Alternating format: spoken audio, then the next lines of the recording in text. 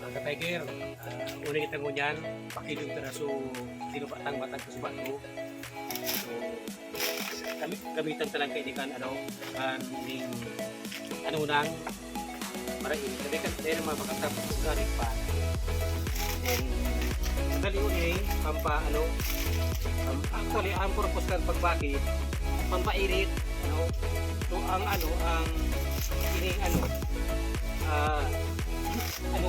madali yun yung pampainit. Hindi pa natin pampainit, so joke lang.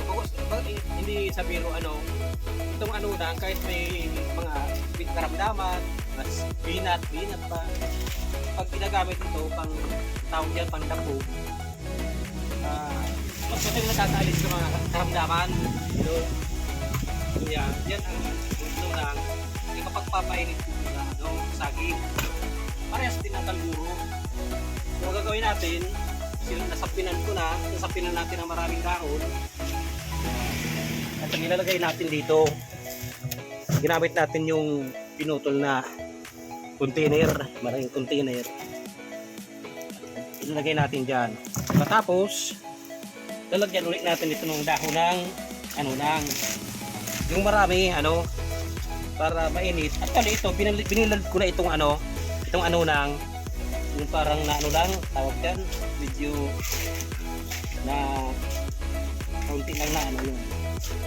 Laya lang pigit. Ito, actually, hindi naman talaga nalaya. Yan.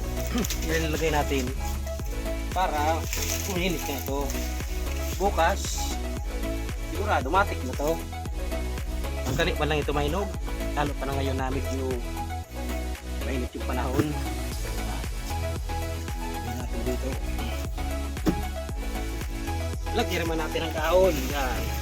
Dami kasi dito na hindi naman ito binibili. Ito sa dito sa bundok, dami ito.